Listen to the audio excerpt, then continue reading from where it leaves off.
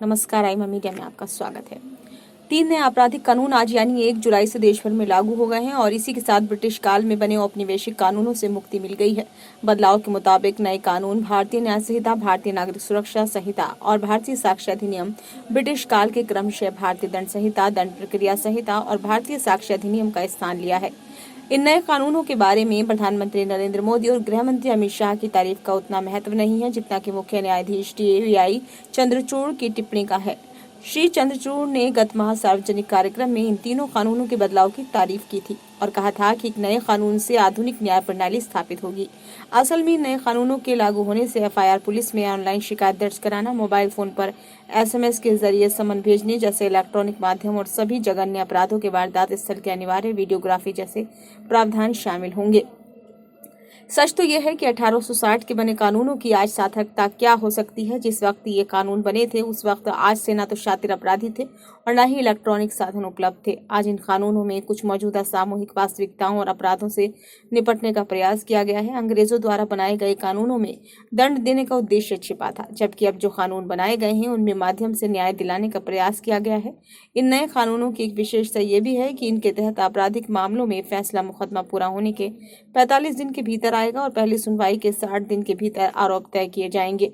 इन कानूनों में महिला सुरक्षा पर विशेष प्रावधान बनाए गए हैं। दुष्कर्म पीड़िता महिलाओं के साथ न्याय को सुगम बनाने के उद्देश्य से संयमों में व्यापक सुधार किया गया है। इन कानूनों के मुताबिक अब किसी महिला के साथ शादी, रोजगार, पदोन्नति का झूठा वादा या पहचान छिपाकर संभोग करने पर 10 साल तक की सजा का प्रावधान भी है। यही नहीं, पूर्व विवाहित होते हुए इस तथ्य को छिपाकर दूसरा विवाह करने पर 10 साल तक की कैद और जुर्माने का प्रावधान है। महिला अपराध से पीड़ित महिलाओं की बड़ी समस्या थी उनके बयान दर्ज करने की। अब इन कानूनों के मुताबिक उनका बयान कोई महिला पुलिस अधिकारी ही उनके रिश्तेदारों के सामने दर्ज कर सकेगी। नए कानून में संगठित अपराधों और आतंक के कृत्यों को परिभाषित किया गया है। राजद्रोह के सम्मान पर देशद्रोह लाया गया है।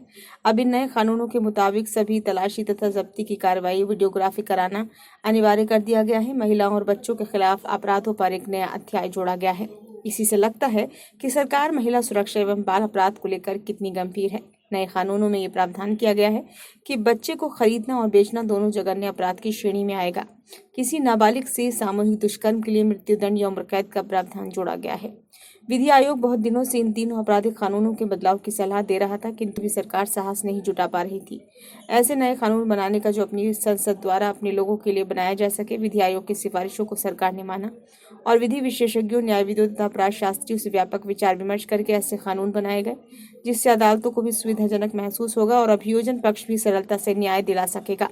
पहले अभियोजन न्याय प्रणाली पर ठीकरा फोड़ता था और अदालतें कानूनों को दोषपूर्ण बताती थी, किंतु अब जो सुधार किया गया है उसे देखकर तो यही लगता है कि न्याय मांगने वालों के प्रति तो सरकार संवेदनशील है ही, न्याय देने वालों के प्रति भी न्याय करने का प्रयास किया गया है। क्योंकि कानूनों में अस्पष्टता से सबसे ज्यादा परेशानी जजों को होती है। कुल मिलाकर ये नए आपराधिक कानून व्यवहारिक हैं।